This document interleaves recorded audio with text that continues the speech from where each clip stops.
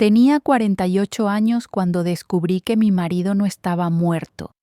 Solo vivía otra vida, con otra mujer, a 40 minutos de aquí. Lo supe una tarde cualquiera, mientras lavaba los platos. El teléfono sonó y una voz temblorosa me dijo: «Señora, creo que su esposo ha tenido un accidente». Fui corriendo al hospital, con el corazón en la garganta, pero cuando llegué, la enfermera me miró confundida y dijo: «Su esposa ya está dentro».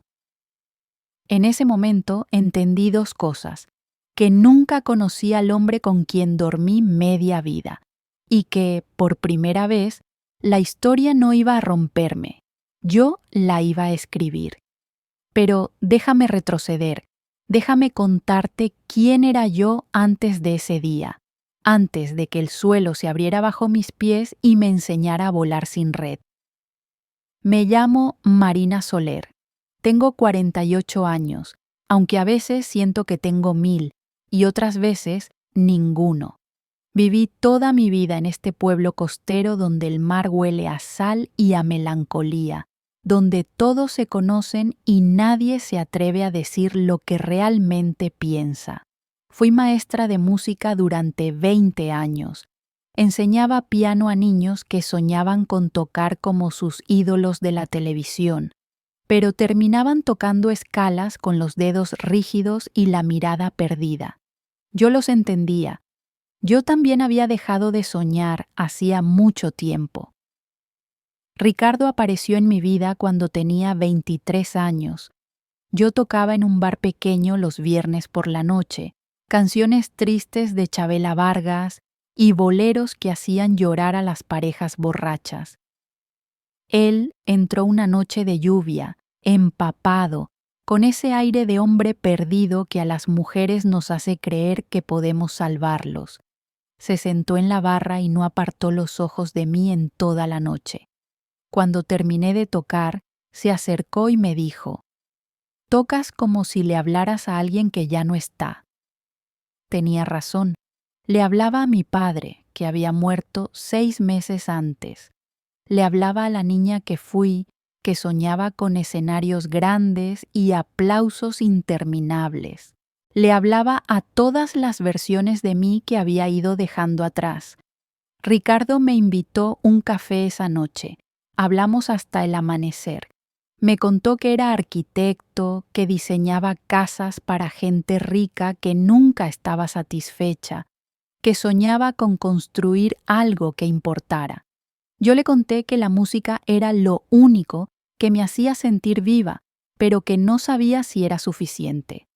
«Nada es suficiente», me dijo, «hasta que decides que lo es». Me enamoré de esa frase antes de enamorarme de él. Nos casamos un año después, en una ceremonia pequeña frente al mar. Llevé un vestido blanco sencillo que mi madre cosió a mano. Ricardo lloró cuando dije sí.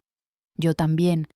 Creímos que eso era amor, lágrimas y promesas bajo un cielo azul. Los primeros años fueron buenos. Éramos jóvenes, torpes, llenos de esperanza. Él trabajaba mucho, yo enseñaba música y tocaba cuando podía. Compramos una casa pequeña con vistas al mar, una casa que él diseñó pensando en mí, ventanas grandes para que entrara la luz, una habitación que convertimos en estudio de música, paredes blancas que yo llené de fotografías y recuerdos, pero con el tiempo las cosas empezaron a cambiar, no de golpe, sino despacio, como el óxido que corroe el metal sin que te des cuenta. Ricardo viajaba cada vez más, proyectos en otras ciudades, reuniones que duraban días, llamadas que hacía desde el balcón con la puerta cerrada. Yo fingía no notarlo. Me decía a mí misma que era el precio del éxito, que debía estar orgullosa de tenerlo. Dejé de tocar el piano, no sé cuándo exactamente. Un día me di cuenta de que llevaba meses sin abrir la tapa, de que las teclas estaban cubiertas de polvo. La música, que antes era mi refugio, se convirtió en un recordatorio de todo lo que había dejado ir. Entonces, hace 5 años, Ricardo desapareció. Fue un martes.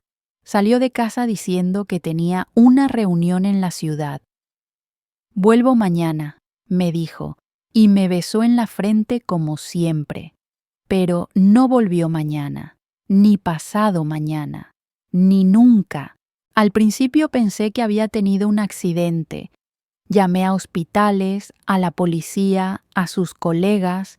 Nadie sabía nada. Su teléfono estaba apagado. Su coche apareció abandonado en un estacionamiento cerca de la costa. La policía investigó durante semanas. Buscaron su cuerpo en el mar. Interrogaron a amigos, familiares, compañeros de trabajo. No encontraron nada. Oficialmente, Ricardo Mendoza fue declarado desaparecido, presunto muerto. Yo pasé por todas las etapas del duelo. La negación. Seguramente está en algún lugar, perdido, amnésico, pero vivo. La ira. ¿Cómo pudo dejarme así, sin explicaciones, sin adiós? La negociación. Si vuelve, seré mejor esposa, más comprensiva, más presente. La depresión. Me quedé días enteros en la cama, sin comer, sin llorar, solo mirando el techo. Y finalmente, la aceptación. Acepté que Ricardo estaba muerto. Acepté que mi vida había terminado de cierta manera y que debía construir una nueva. Acepté el silencio de la casa, el lado vacío de la cama, las comidas para una sola persona. Vendí la casa que él diseñó. No podía seguir viviendo entre sus fantasmas. Me mudé a un apartamento más pequeño, más cerca del mar, con una terraza donde podía ver el amanecer. Volví a dar clases de música. Empecé a caminar por la playa todas las mañanas. Leí todos los libros que había postergado. Aprendí a estar sola sin sentirme sola. 5 años así. 5 años creyendo que había cerrado ese capítulo. Y entonces, aquella tarde de jueves, mientras lavaba los platos y escuchaba la radio, sonó el teléfono. La voz al otro lado era de una mujer joven, nerviosa. Señora Soler, disculpe que la moleste. Me llamo Andrea. Trabajo en el Hospital Central. Tenemos aquí a un hombre, Ricardo Mendoza. Figura su número como contacto de emergencia. Ha tenido un accidente de coche. No es grave, pero... El plato se me resbaló de las manos y se hizo añicos en el suelo. El agua seguía corriendo, la radio seguía sonando, pero yo ya no estaba ahí. ¿Está segura?, pregunté con una voz que no reconocí como mía. ¿Está segura de que es Ricardo Mendoza? Sí, señora. Lo tenemos identificado. ¿Puede venir? Colgué. Me quedé de pie en medio de la cocina, rodeada de cristales rotos, con las manos temblando. Ricardo estaba vivo. 5 años. 5 años de duelo, de reconstrucción, de aprender a vivir sin él. Y estaba vivo. No recuerdo haber tomado las llaves. No recuerdo el camino al hospital. Solo recuerdo que conduje como una loca, con el corazón latiéndome tan fuerte que pensé que se me iba a salir del pecho. Estaba furiosa, estaba eufórica, estaba aterrada. ¿Dónde había estado? ¿Por qué se fue? Me había estado buscando todo este tiempo. ¿Había perdido la memoria? ¿Estaba enfermo? Todas las preguntas se agolpaban en mi mente como pájaros enloquecidos. Llegué al hospital, corrí hacia la recepción. Ricardo Mendoza, dije sin aliento. Me llamaron. Tuvo un accidente. Soy su esposa. La enfermera me miró con expresión confundida. Revisó su computadora. Ah, sí, habitación 307, pero su esposa ya está adentro. El mundo se detuvo. ¿Perdón? Su esposa llegó hace media hora. Está con él ahora. Sentí que el suelo se movía bajo mis pies. Las paredes del hospital empezaron a girar. La enfermera me preguntó algo, pero yo ya no escuchaba. Caminé como sonámbula hacia el ascensor, subí al 3er piso, seguí los números de las habitaciones hasta llegar al 307. La puerta estaba entreabierta. Dentro, junto a la cama, había una mujer. Tendría unos 35 años, cabello castaño recogido en una cola, vestido sencillo, cara bonita marcada por las lágrimas. Sostenía la mano de Ricardo. Y Ricardo estaba ahí, más delgado, con algunas canas que no tenía antes, con una venda en la cabeza, pero era él, indudablemente él. Hablaban en voz baja. Él le acariciaba el rostro. Ella le decía algo que no alcancé a oír. Me quedé paralizada en el pasillo, observándolos a través del cristal de la puerta. Y entonces entendí. No hubo accidente 5 años atrás, no hubo amnesia, no hubo tragedia. Solo hubo un hombre que decidió irse, que eligió otra vida, otra mujer, otro nombre quizás, que me dejó creyendo que estaba muerto mientras él construía una nueva existencia a menos de 1 hora de distancia. No entré a la habitación, no grité, no lloré. Simplemente me di la vuelta y caminé de regreso al ascensor. Bajé, crucé el estacionamiento, me senté en mi coche y ahí, sola, con las manos aferradas al volante, empecé a temblar, no de tristeza, no de rabia, de algo mucho más profundo, de comprensión. Conduje de vuelta a casa en silencio absoluto. No puse música, no lloré. Solo miraba la carretera y sentía cómo algo dentro de mí se rompía y se reordenaba al mismo tiempo. Cuando llegué, me serví una copa de vino. Me senté en la terraza frente al mar. El sol empezaba a ponerse, tiñendo el cielo de naranja y rosa. Y entonces, por primera vez en 5 años, reí. Reí hasta que me dolió el estómago. Reí hasta que las lágrimas rodaron por mis mejillas. Reí porque era tan absurdo, tan cruel, tan perfectamente humano. Todo este tiempo había llorado por un muerto que estaba vivo. Había reconstruido mi vida sobre la tumba vacía de un hombre que simplemente se había ido a vivir con otra. Todo este tiempo había cargado con la culpa. ¿Qué hice mal? ¿Por qué no fui suficiente? ¿Qué le faltó conmigo? Y la respuesta era tan simple que dolía: nada.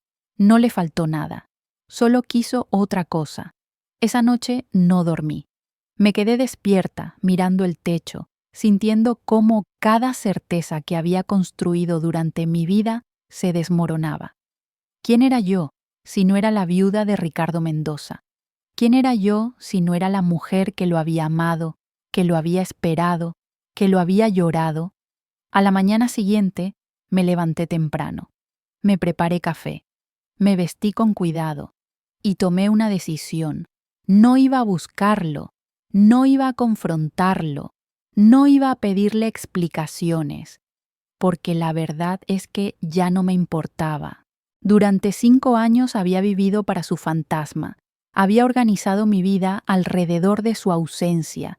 Cada decisión que tomaba, cada paso que daba, estaba marcado por él. Pero ahora sabía que él no estaba muerto, estaba vivo y me había elegido olvidar. Y eso me liberaba. Por primera vez en décadas, no tenía que ser la esposa de nadie, no tenía que cumplir expectativas, no tenía que moldearme para encajar en la vida de otro. Podía ser simplemente Marina. Pero, ¿quién era Marina? Los días siguientes fueron extraños. Me moví por la casa como si estuviera aprendiendo a habitarla por primera vez. Cada objeto me parecía nuevo, cada rincón desconocido. No le conté a nadie lo que había descubierto. No a mis amigas, no a mi hermana, no a mis alumnos. Guardé el secreto como se guarda una herida, pegada al cuerpo, sangrando en silencio. Necesitaba tiempo, tiempo para procesar, tiempo para decidir qué hacer con esta verdad. Una tarde, mientras ordenaba el armario, encontré una caja vieja que había traído de la casa anterior. La abrí. Dentro había fotografías de Ricardo y mías, nuestra boda, vacaciones en la montaña, cumpleaños, navidades. Nos veíamos tan jóvenes, tan felices, o al menos eso creíamos. En el fondo de la caja había un sobre. Lo abrí. Era una carta, con letra de Ricardo. La fecha era de 6 años atrás, un año antes de que desapareciera. Mis manos temblaron mientras la leía. Marina. Si estás leyendo esto es porque finalmente tuviste el valor de buscar en lugares donde no querías mirar. No sé si algún día te atreverás a abrir esta caja. Tal vez sí, tal vez no. Pero necesito escribir esto, aunque nunca lo leas. Te he mentido durante años, no sobre otras mujeres, no sobre dinero, sobre algo peor, sobre quién soy. Cuando nos conocimos, creí que podía ser el hombre que tú necesitabas, el esposo estable, el compañero fiel, el que te construiría una casa y te daría una vida tranquila. Pero la verdad es que nunca he sabido estar quieto. Hay algo en mí que siempre está inquieto, buscando, necesitando más. No más amor, no más éxito, solo más, más vida, más experiencias, más versiones de mí mismo. Te he visto cómo te fuiste apagando a mi lado, cómo dejaste de tocar el piano, cómo tu risa se volvió menos frecuente, cómo empezaste a vivir para mí en lugar de para ti. Y lo peor es que yo te dejé hacerlo, porque era más fácil, porque así no tenía que enfrentarme a mi propia cobardía. No sé qué voy a hacer con todo esto, no sé si algún día tendré el valor de irme o si seguiré fingiendo hasta que uno de los dos se rompa del todo. Pero si algún día desaparezco, quiero que sepas esto. No es tu culpa. Nunca fue tu culpa. Fuiste más de lo que yo merecía. Fuiste amor, paciencia, música. Fuiste hogar. Yo solo quise ser libre. Y la libertad, Marina, siempre tiene un precio. Si un día descubres la verdad, no me odies. O sí, tal vez sea más fácil odiarme. Pero por favor, no dejes que yo sea la razón por la que no vuelvas a tocar el piano. Ricardo. Dejé caer la carta. Las lágrimas corrieron por mi rostro, pero esta vez no eran de tristeza, eran de rabia, rabia pura, ardiente, liberadora. ¿Cómo se atrevía? ¿Cómo se atrevía a escribirme eso y luego desaparecer como un cobarde? ¿Cómo se atrevía a dejarme con la culpa, con el dolor, con 5 años de mi vida dedicados a llorar a alguien que simplemente se fue porque quiso? Rompí la carta en pedazos, luego rompí las fotografías, una por una, metódicamente, sin prisa. Cuando terminé, barrí los pedazos y los tiré a la basura, y entonces, por primera vez en años, caminé hacia el piano. Estaba cubierto de polvo, las teclas amarillentas, el banco desvencijado, pero seguía ahí, esperándome. Me senté, coloqué las manos sobre las teclas, estaban frías, intenté tocar una escala, los dedos no respondían, estaban rígidos, torpes, olvidadizos. Lo intenté de nuevo, y otra vez, y otra, hasta que finalmente, lentamente, la música empezó a fluir. No era perfecta, estaba llena de errores, de notas falsas, de silencios incómodos, pero era mía. Toqué durante horas, toqué todas las canciones que había enseñado a mis alumnos, pero nunca me había permitido sentir. Toqué Chopin, toqué Debussy, toqué boleros viejos que me recordaban al bar donde conocí a Ricardo. Y mientras tocaba, algo dentro de mí empezó a sanar. No era perdón, no era olvido, era algo mucho más poderoso. Era recuperarme a mí misma.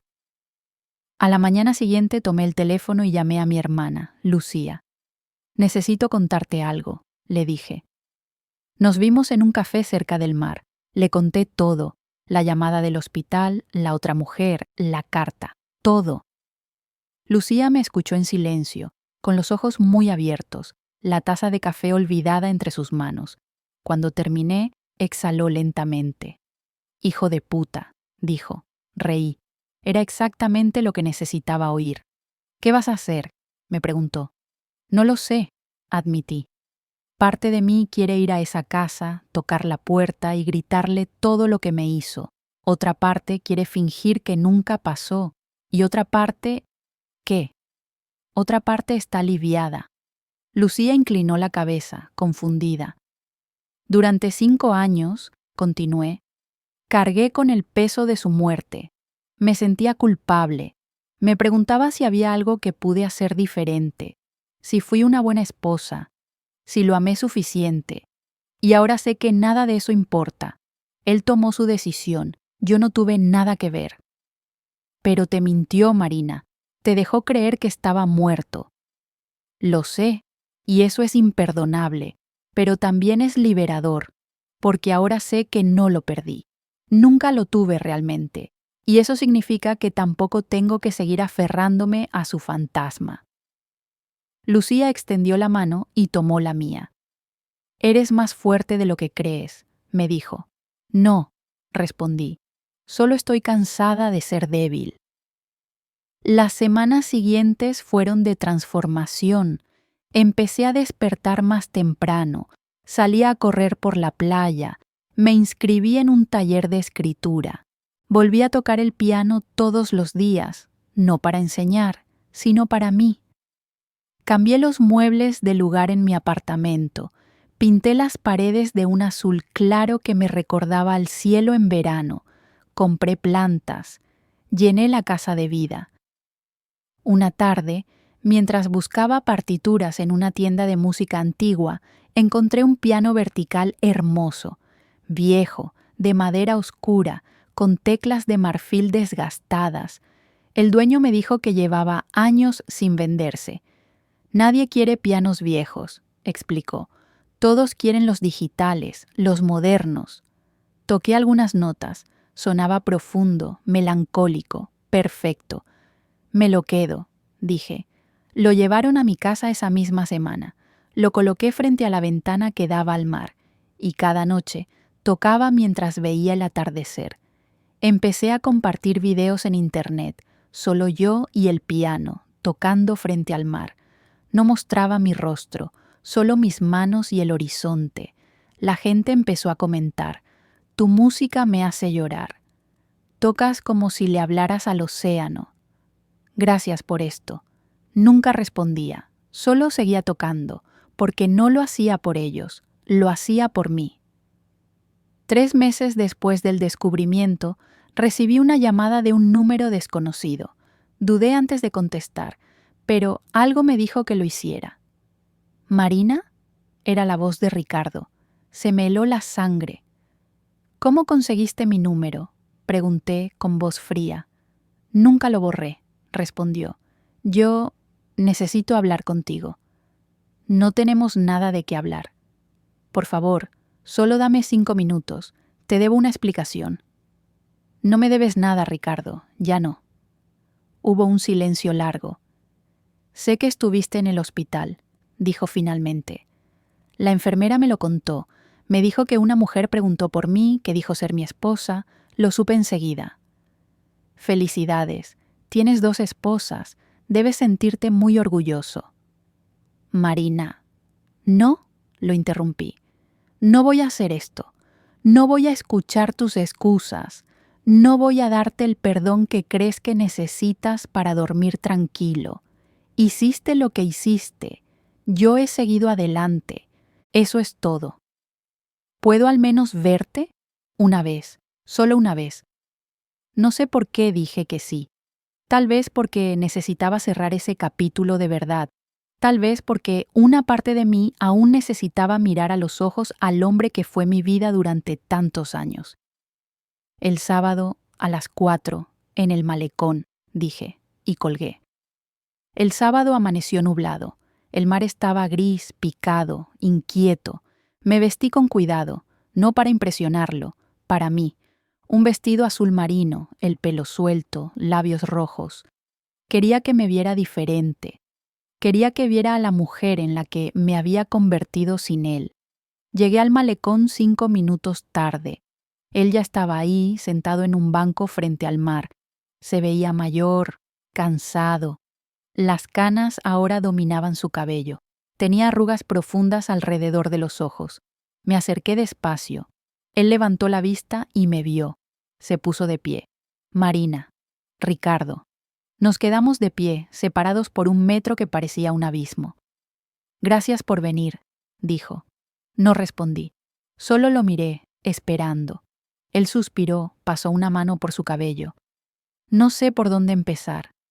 Empieza por la verdad. Por primera vez en tu vida, dime la verdad. Asintió. Se sentó de nuevo. Yo me quedé de pie. Me fui porque era un cobarde, comenzó. Porque no podía seguir fingiendo que era feliz. Porque me sentía atrapado en una vida que había elegido pero que ya no quería. Entonces me hubieras dicho. Hubiéramos podido separarnos como personas adultas. No tenías que desaparecer. No tenías que hacerme creer que estabas muerto. Lo sé y no tengo excusa.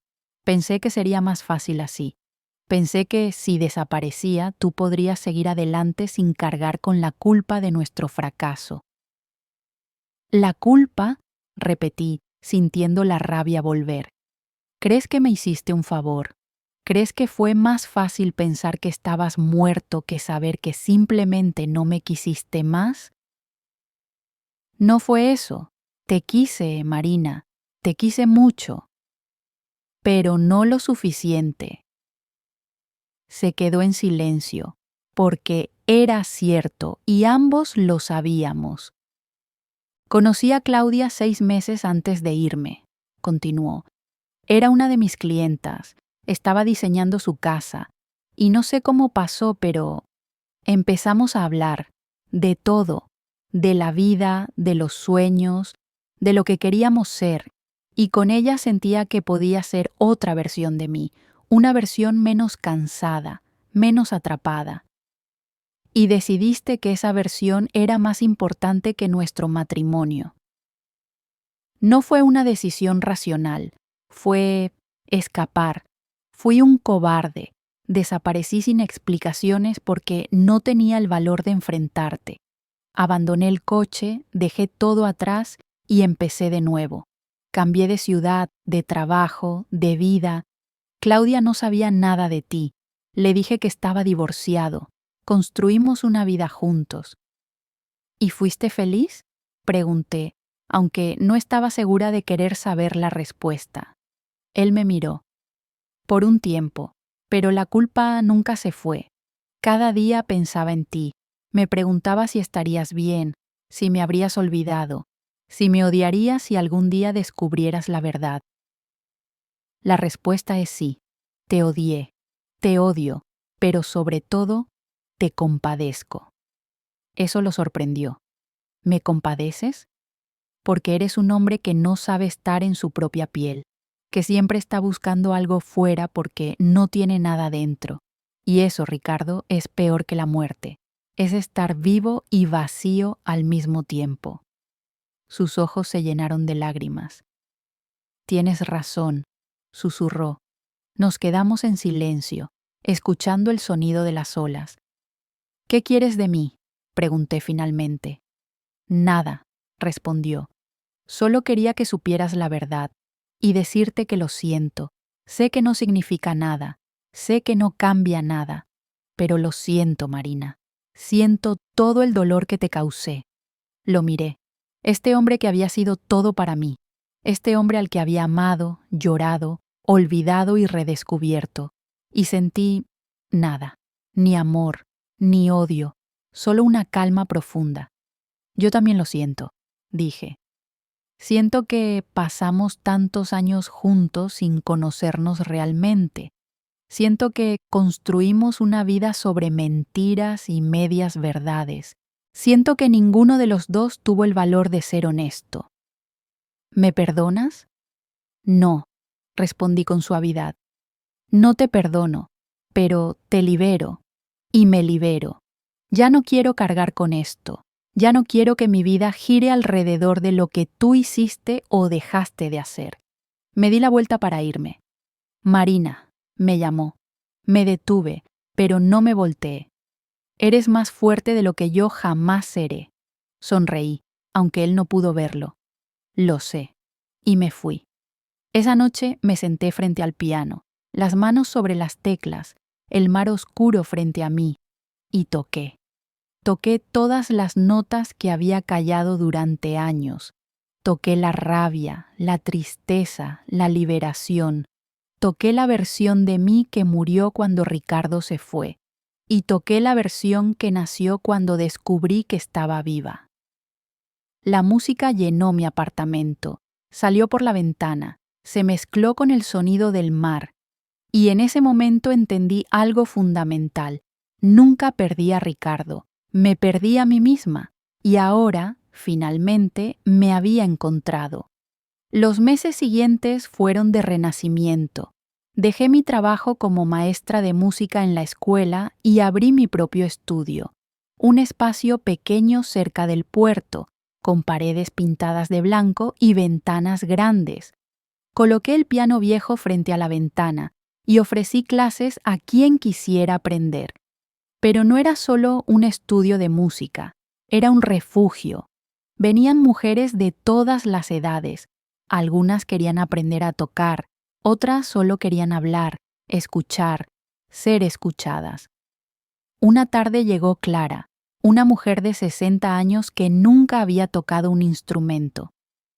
Siempre quise aprender, me dijo, con lágrimas en los ojos. Pero mi marido decía que era una pérdida de tiempo.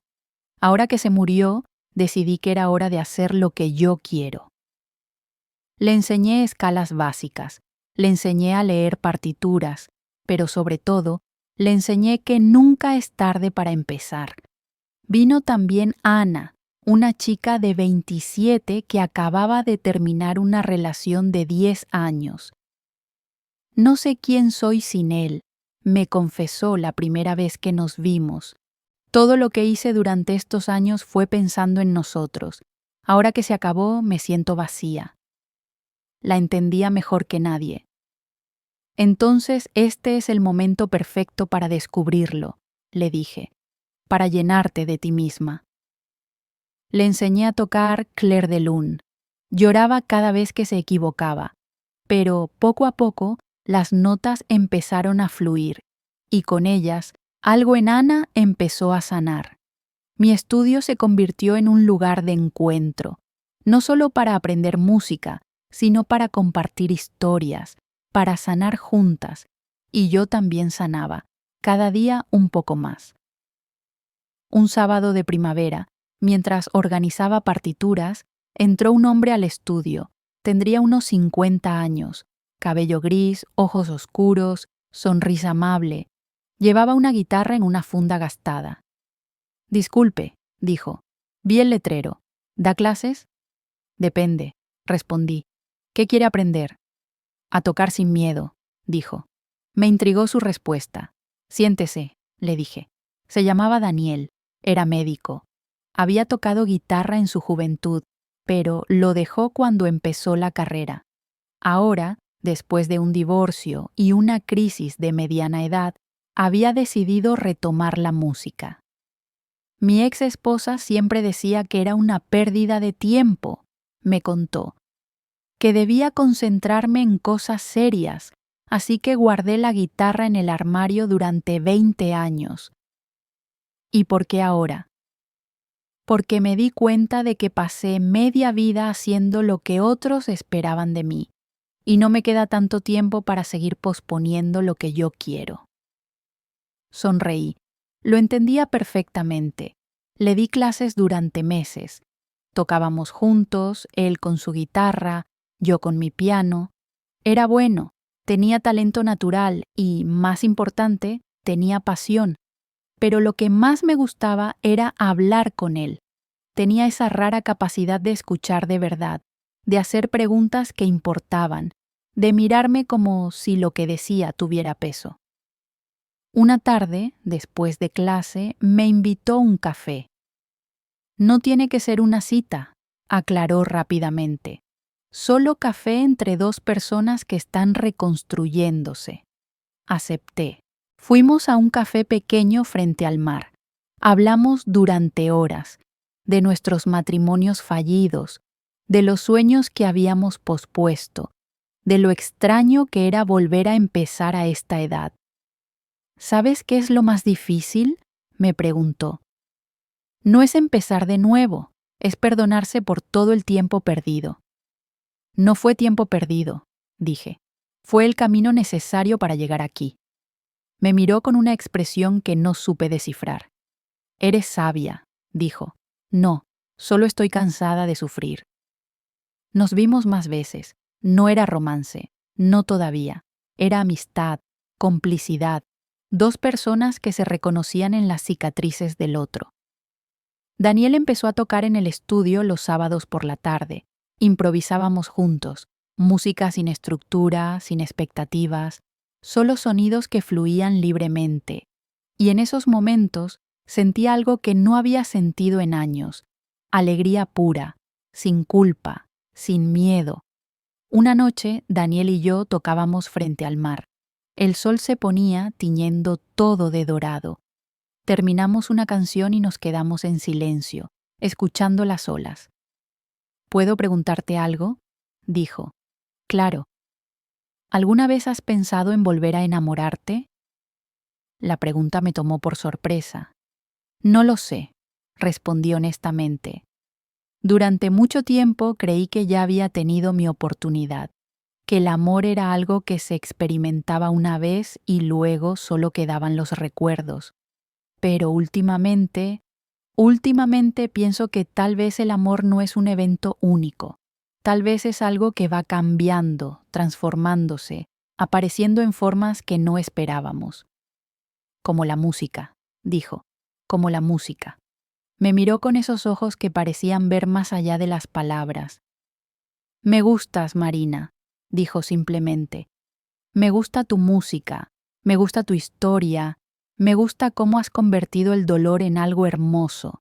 Y me gustaría, si tú quieres, explorar qué podría surgir entre nosotros, sin prisa, sin expectativas, solo dos personas que están aprendiendo a vivir de nuevo. Sentí algo moverse en mi pecho. No era el amor arrasador de la juventud, no eran mariposas ni corazón acelerado, era algo más profundo, más calmado, más real. Me gustaría eso, dije, y sonreímos. Pero no fue fácil, porque amar de nuevo después de tanto dolor requiere valentía, requiere desarmar todas las defensas que construiste, requiere confiar cuando tu experiencia te dice que no lo hagas. La primera vez que Daniel intentó tomarme de la mano, me retraje instintivamente. Lo siento, dije. Es que no tienes que explicar, me interrumpió con suavidad. Vamos a tu ritmo. Y eso hizo. No me presionó, no me apuró, simplemente estuvo ahí. Poco a poco me permití abrir, compartir, confiar. Le conté sobre Ricardo, sobre la carta, sobre el encuentro en el malecón, sobre todo el dolor que había cargado durante años. Él escuchó sin juzgar, sin intentar arreglarlo, solo escuchó. ¿Sabes qué creo?, dijo cuando terminé. Creo que Ricardo te hizo el mayor favor de tu vida. Te liberó sin que tú lo supieras. Te obligó a encontrarte a ti misma. Y ahora eres esta mujer increíble que está frente a mí, que ha convertido su dolor en música, que ayuda a otras personas a sanar. Él te lastimó, pero no te destruyó, y eso es todo mérito tuyo. Lloré esa noche. Lloré por todo lo que había sido, por todo lo que no fue, por todo lo que ahora podía ser. Y Daniel me abrazó, y me dejó llorar, y no intentó detener las lágrimas. 6 meses después de conocer a Daniel, recibí una carta.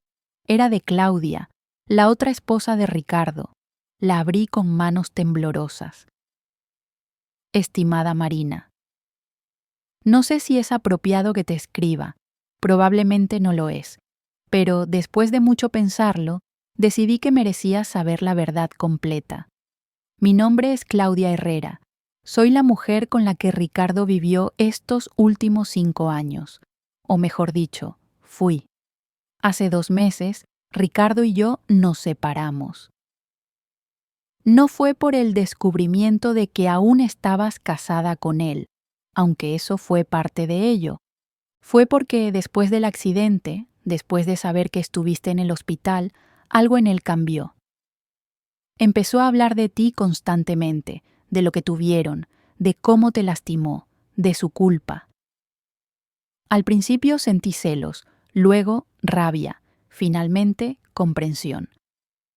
Porque me di cuenta de que Ricardo nunca estuvo realmente conmigo, estuvo huyendo de ti, huyendo de sí mismo, y yo fui solo el destino de esa huida. Cuando le dije que no podía seguir así, que merecía estar con alguien que realmente me eligiera y no que solo me usara para escapar, él no pudo rebatirlo, porque sabía que era cierto. Te escribo porque quiero que sepas algo. No fuiste tú. Nunca fuiste tú. Ricardo es un hombre que no sabe estar consigo mismo, que necesita validación externa constante, que cambia de vida como quien cambia de ropa, esperando que el siguiente traje le quede mejor. Tú no fallaste como esposa, él falló como persona. Y también quiero disculparme. Aunque no sabía de ti cuando empezamos, fui parte de tu dolor, y lo lamento profundamente. Espero que hayas encontrado paz, espero que tu vida sea hermosa, espero que hayas descubierto que no lo necesitabas para ser completa. Porque yo también estoy aprendiendo eso ahora. Con respeto y arrepentimiento. Claudia. Dejé la carta sobre la mesa y miré por la ventana. El mar estaba tranquilo hoy, azul profundo, infinito. No sentí triunfo. No sentí satisfacción de saber que su nueva vida también había fracasado. Solo sentí una tristeza profunda por Ricardo, por este hombre que pasaría toda su vida buscándose en lugares equivocados. Pero también sentí gratitud hacia Claudia, por su honestidad, por su valentía al escribirme. Le respondí esa misma noche. Querida Claudia, gracias por tu carta, gracias por tu honestidad. No te culpo, nunca te culpé. Ricardo tomó sus decisiones. Nosotras solo fuimos parte de su historia, pero no somos responsables de ella. Tienes razón en todo lo que dijiste. Ricardo es un hombre perdido, y lo más triste es que probablemente nunca se encuentre. Pero nosotras sí podemos encontrarnos. No sé qué planes tienes para tu vida.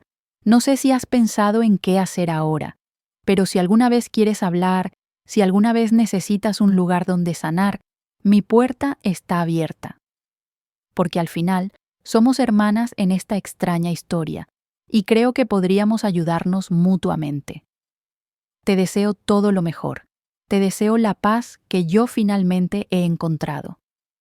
Con afecto. Marina. 3 semanas después, Claudia apareció en mi estudio. Era más joven de lo que recordaba, bonita, con ojos tristes y una sonrisa tímida. No sabía si debía venir, dijo, pero tu carta fue tan generosa que sentí que debía conocerte en persona. Me alegra que hayas venido, dije honestamente. Nos sentamos frente al mar con café y hablamos. Hablamos de Ricardo, de cómo nos había conocido a cada una, de las promesas que nos hizo, de las mentiras que dijimos nosotras mismas para creer en él, pero sobre todo, hablamos de nosotras, de quiénes éramos antes de él, de quiénes queríamos ser ahora.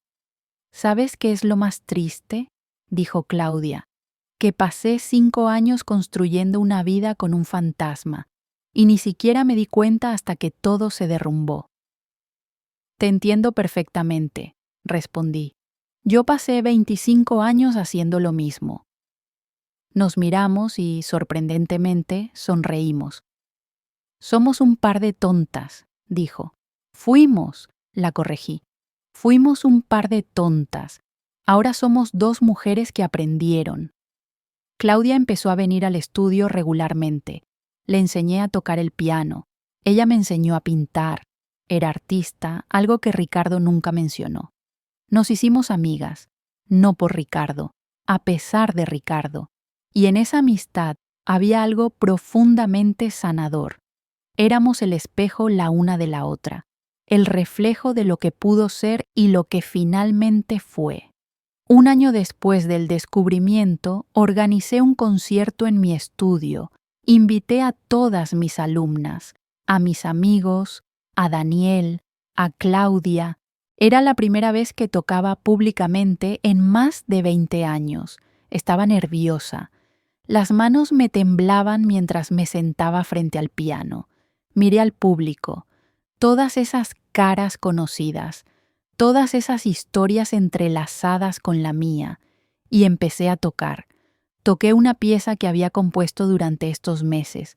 La llamé Donde guardé el amor. No era una canción triste, no era sobre pérdida, era sobre encontrar, sobre descubrir que el amor que había estado buscando fuera siempre estuvo dentro, dormido, esperando. Si te gusta la historia, comparte tus sentimientos en los comentarios. Suscríbete a nuestro canal para no perderte nuevas historias. Gracias por su apoyo. Ayuda al canal a desarrollarse.